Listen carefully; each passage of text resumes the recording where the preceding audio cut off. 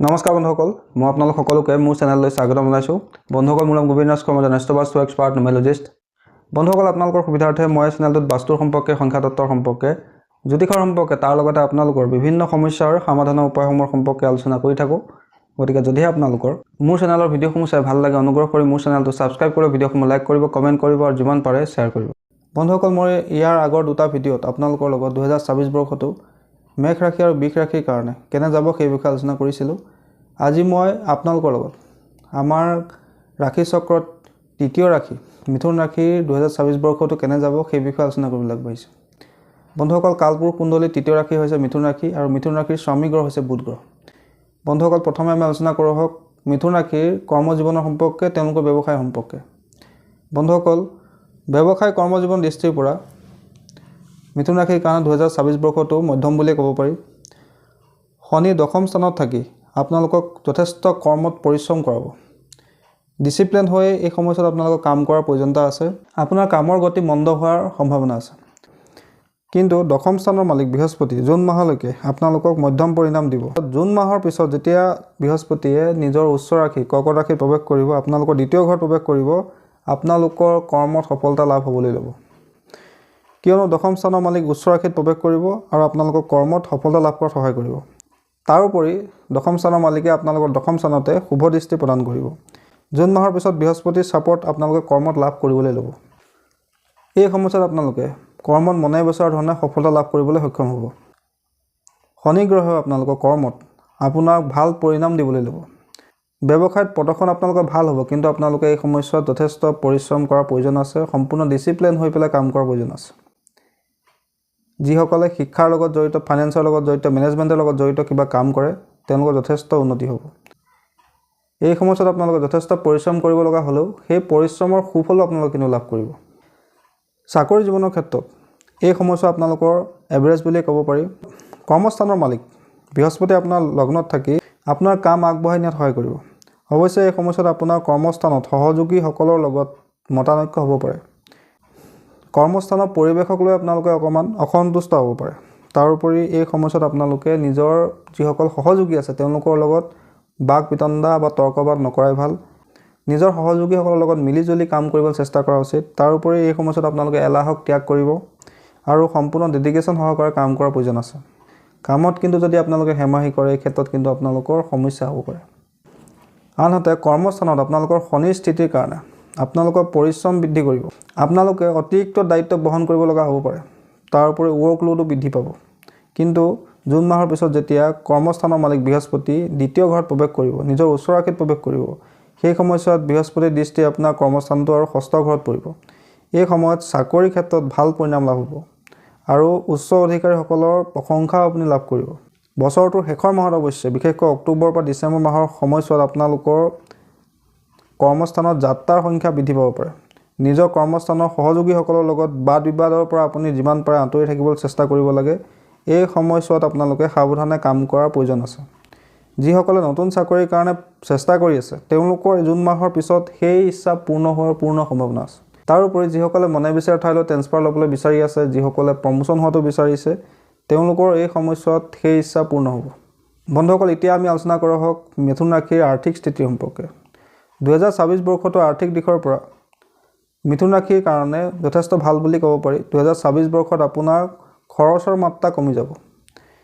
June মাহৰ পিছত যেতিয়া বৃহস্পতি গ্ৰহ আপোনালোকৰ দ্বিতীয় ঘৰত প্ৰৱেশ কৰিব, সেই সময়ছোৱাত আপোনালোকৰ ধন বৃদ্ধি পাব, সঞ্চয় বৃদ্ধি পাব। যদি আপোনাৰ কিবা কাৰণে অধিক খৰচ হৈ আছিলে, সেই খৰচৰ মাত্ৰাও নিয়ন্ত্ৰণ কৰাৰ ক্ষেত্ৰত গুৰু বৃহস্পতি আপোনাক সহায় কৰিব। আনফালে শনিদেৱে আপোনালোকৰ কৰ্মস্থানত থাকি আপোনাক অধিক পৰিশ্ৰম কৰে, আপোনালোকৰ আৰ্থিক স্থিতি মজবুত কৰাত সহায় কৰিব। তাৰোপৰি এই সময়ছোৱাত আপোনালোকৰ হঠাৎ ধন প্ৰাপ্তিৰ যোগ ৰাহু কেতুৱে নিৰ্মাণ কৰিব পাৰে। বন্ধুসকল, এতিয়া আমি আলোচনা কৰা হওক মিথুন ৰাশিৰ 2024 বৰ্ষৰ স্বাস্থ্য কেনে যাব। বন্ধুসকল, স্বাস্থ্যৰ দিশৰ পৰা মিথুন ৰাশিৰ জাতক জাতিকাৰ এই বছৰটো মধ্যম বুলিয়ে ক'ব পাৰি। বৃহস্পতি লগ্নত থাকি স্বাস্থ্যৰ বিশেষ ক্ষতি হ'বলৈ নিদিলেও আপোনালোকৰ মাজে সময়ে নিজৰ স্বাস্থ্যৰ খিয়াল ৰখাৰ প্ৰয়োজন আছে। বিশেষকৈ এই সময়ছোৱাত আপোনালোকৰ পেটৰ লগত জড়িত সমস্যা, লিভাৰৰ লগত জড়িত সমস্যা, হাড়ৰ সমস্যা, গাঁঠি বিষৰ সমস্যা, বাহু বা হাতৰ লগত জড়িত কিবা সমস্যাই আপোনালোকক আমনি কৰিব পাৰে। এই সময়ছোৱাত বিশেষকৈ আপোনালোকৰ ওজন বৃদ্ধি পাব পাৰে। তাৰোপৰি এই সময়ছোৱাত আপোনালোকৰ শনিৰ গোচৰ আপোনালোকৰ দশম স্থানত হ'ব, যাৰ কাৰণে আপোনালোকৰ কঁকালৰ বিষ, আঁঠুৰ বিষ ইত্যাদিৰ বিষয়ে আমনি কৰিব পাৰে। এই বছৰ আপোনালোকৰ পেট, বুকু, জইণ্ট পেইনৰ সমস্যায়ো আপোনালোকক আমনি কৰাৰ সম্ভাৱনা আছে। কিন্তু এই সময়ছোৱাত আপোনালোকৰ বৃহস্পতিৰ বিশেষ কৃপা দৃষ্টিৰ কাৰণে আপোনালোকৰ কোনো ডাঙৰ সমস্যা হোৱাৰ সম্ভাৱনা কম। তথাপি আপোনালোকে নিজৰ খোৱা লোৱাৰ ধ্যান ৰখাৰ প্ৰয়োজনীয়তা আছে। নিয়মিতভাৱে আপোনালোকে ব্যায়াম, য়োগা বা মেডিটেশ্যন কৰা উচিত আৰু খোৱা লোৱাৰ সম্পূৰ্ণ ধ্যান ৰখা উচিত। বন্ধুসকল, এতিয়া আমি আলোচনা কৰা হওক মিথুন ৰাশিৰ শিক্ষা জীৱনৰ সম্পৰ্কে। শিক্ষাৰ দৃষ্টিৰ পৰা 2024 বৰ্ষটো মিথুন ৰাশিৰ কাৰণে যথেষ্ট ভাল বুলি ক'ব পাৰি। বন্ধুসকল, শিক্ষাৰ কাৰক গ্ৰহ বৃহস্পতি আপোনালোকৰ লগ্নত থাকিব আৰু লগ্নৰ পৰা থাকি আপোনালোকৰ পঞ্চম আৰু নৱম ঘৰত বৃহস্পতিয়ে দৃষ্টি দিব, যাৰ কাৰণে আপোনালোকৰ শিক্ষাত উন্নতি লাভ হ'ব। যাৰ কাৰণে আপোনালোকে শিক্ষাত অলপ চেষ্টা কৰিয়ে মনে বিচৰা পৰিণাম লাভ কৰিবলৈ সক্ষম হ'ব। আপোনাৰ শিক্ষাত মনোযোগ বৃদ্ধি পাব, কিন্তু এই সময়ত আপোনালোকৰ এলাহ ভাৱ ত্যাগ কৰা উচিত। যদি আপোনালোকে এলাহ ত্যাগ নকৰে বা ডিচিপ্লিন হৈ পঢ়া শুনা নকৰে, এই ক্ষেত্ৰত কিন্তু আপোনালোকৰ মনে বিচৰা পৰিণাম লাভ কৰিবলৈ কিন্তু সমস্যা হ'ব পাৰে। জুন মাহৰ পিছত বৃহস্পতিয়ে আপোনালোকৰ দ্বিতীয় ঘৰত প্ৰৱেশ কৰিব, নিজৰ উচ্চ ৰাশিত প্ৰৱেশ কৰিব। এই সময়ছোৱাতো আপোনালোকৰ শিক্ষাত মনোনিৱেশ কৰাৰ ক্ষেত্ৰত বিশেষ সমস্যা নহয়। জুন মাহৰ পিছত বৃহস্পতিৰ দৃষ্টি আপোনালোকৰ দশম স্থানতো পৰিব। যিসকলে প্ৰফেশ্যনেল এডুকেশ্যন লৈ আছে তেওঁলোকৰ যথেষ্ট এই সময়ছোৱাত সুফল লাভ হ'ব। ট্ৰেভেলৰ লগত জড়িত, টুৰিজিমৰ লগত জড়িত, প্ৰফেশ্যনেল এডুকেশ্যনৰ লগত জড়িত, কোৰ্চিং বা হায়াৰ এডুকেশ্যন লোৱাসকলৰ শিক্ষাত যথেষ্ট এই সময়ছোৱাত উন্নতি লাভ হ'ব। মাজে সময়ে শনিদেৱে আপোনাৰ শিক্ষাত ব্যৱধান উৎপন্ন কৰিব পাৰে। ডিচিপ্লিন হৈ যদি আপোনালোকে পঢ়া শুনা কৰে তেন্তে আপোনালোকে সেই সমস্যাৰ পৰা ৰক্ষা পৰিব। এই সময়ছোৱাত আপোনালোকৰ ৰাহুৰ স্থিতিয়ে উচ্চ শিক্ষাৰ ক্ষেত্ৰত অলপ সমস্যা দিব পাৰে। মাজে সময়ে আপোনালোকৰ পঢ়াত মনোযোগ হেৰাই যাব পাৰে। কিন্তু যিসকলে AI লগত জড়িত, টেকন'লজিৰ লগত জড়িত, IT লগত জড়িত বা বিদেশত গৈ পঢ়া শুনা কৰিছে তেওঁলোকৰ এই সমস্যা ভালে যাব।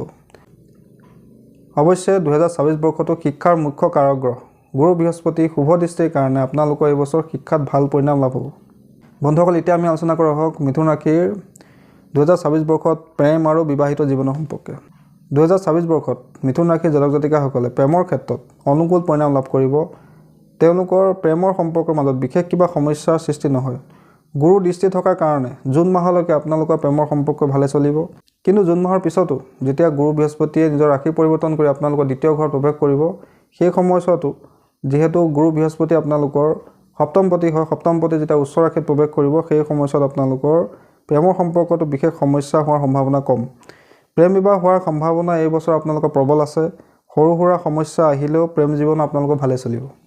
তাৰোপৰি বৈবাহিক জীৱনৰ ক্ষেত্ৰতো মিথুন ৰাশিৰ জাতক জাতিকাসকলে বিবাহিত জীৱনৰ আনন্দ এই বছৰ ল'ব পাৰিব। জুন মাহলৈকে বৃহস্পতি আপোনাৰ লগ্নত থাকি সপ্তম স্থানত দৃষ্টি দিব, যাৰ কাৰণে আপোনালোকৰ বিবাহিত জীৱন সৰু সুৰা দুই এটা সমস্যাক বাদ দি ডাঙৰ সমস্যা হোৱাৰ সম্ভাৱনা কম। কিন্তু জুন মাহৰ পিছত যেতিয়া আপোনালোকৰ সপ্তমপতি বৃহস্পতি আপোনালোকৰ দ্বিতীয় ঘৰত প্ৰৱেশ কৰিব, নিজৰ উচ্চ ৰাশিত প্ৰৱেশ কৰিব, সেই সময়ছোৱাত আপোনালোকৰ বিবাহিত জীৱনত বিশেষ সমস্যা হোৱাৰ সম্ভাৱনা কম।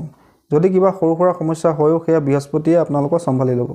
কিন্তু এই সময়ছোৱাত আপোনালোকৰ শনিৰ দশম দৃষ্টি সপ্তম স্থানতো থাকিব, যাৰ কাৰণে বিবাহিত জীৱনত মাজে মাজে আপোনালোকৰ সংঘাত হ'ব পাৰে। সৰু সুৰা জেদ ভাৱবিলাক আপোনালোকে ত্যাগ কৰিব লাগে। পাৰ্টনাৰৰ কথা অকণমান গুৰুত্ব দিব লাগে। নিজৰ পাৰ্টনাৰক উচিত মৰ্যাদা দিব চেষ্টা কৰিব। এই সময়ছোৱাত আপোনালোকে নিজৰ পত্নী বা নিজৰ স্বামীৰ লগত বাক বিতণ্ডা নকৰাই ভাল। এই বছৰটোত যদিও কিবা সৰু সুৰা সমস্যা আপোনালোকৰ বিবাহিত জীৱনত উৎপন্ন হৈও বৃহস্পতিৰ শুভ দৃষ্টিৰ কাৰণে, শুভ স্থিতিৰ কাৰণে সেই সমস্যা আপোনালোকৰ খুব সোনকালে দূৰ হৈ যাব। যিসকল বিবাহ হোৱা নাই বা যিসকলে প্ৰেমৰ সম্পৰ্কৰ মাজত আছে তেওঁলোকৰ 2024 বৰ্ষত প্ৰেম বিবাহ হোৱাৰ পূৰ্ণ সম্ভাৱনা আছে। বৃহস্পতি লগ্নত থাকি লগ্নৰ পৰা সপ্তম স্থানত তেওঁৰ দৃষ্টি থাকিব। জুন মাহৰ পিছত যেতিয়া আকৌ বৃহস্পতি কৰ্কট ৰাশিত প্ৰৱেশ কৰিব, দ্বিতীয় স্থানত প্ৰৱেশ কৰিব, তেতিয়াও আপোনালোকৰ সপ্তমপতি হৈ বৃহস্পতি গ্ৰহ উচ্চ ৰাশিত থাকিব। এই সময়ছোৱাতো আপোনালোকৰ বিবাহ হোৱাৰ সম্ভাৱনা প্ৰবল। গতিকে এই সময়ছোৱাত মিথুন ৰাশিৰ জাতক জাতিকাসকলৰ যিসকলৰ বিবাহ হোৱা নাই তেওঁলোকৰ এইবছৰ বিবাহ হোৱাৰ পূৰ্ণ সম্ভাৱনা আছে। তাৰোপৰি 2024 বৰ্ষৰ জুন মাহৰ পিছত আপোনালোকৰ পৰিয়ালত সদস্যৰ সংখ্যা বৃদ্ধি পাব পাৰে। বিবাহৰ মাধ্যমেদি হওক, সন্তান প্ৰাপ্তিৰ মাধ্যমেদি হওক আপোনালোকৰ পৰিয়ালৰ বৃদ্ধি হোৱাৰ সম্ভাৱনা আছে। তাৰোপৰি এই বছৰ মিথুন ৰাশিৰ জাতক জাতিকাসকলৰ ভূমি, বাহন আৰু ঘৰৰ সুখ লাভ হ'ব। যদি কোনোবা নতুন ভূমি কিনিম বুলি ভাবিছে, ঘৰ বনাম বুলি ভাবিছে, বাহন ল'বলৈ ইচ্ছা আছে, সেই ইচ্ছা তেওঁলোকৰ এই বছৰ পূৰ্ণ হোৱাৰ সম্ভাৱনা আছে।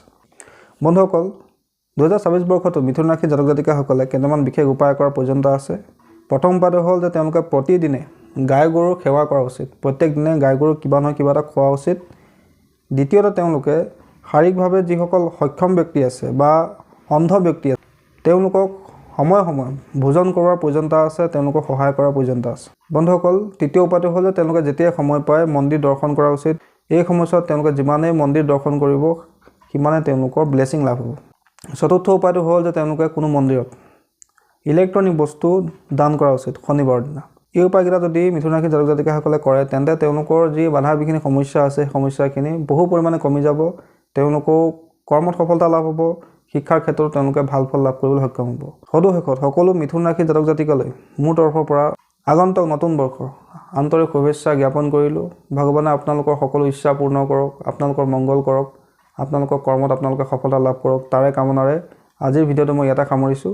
ধন্যবাদ।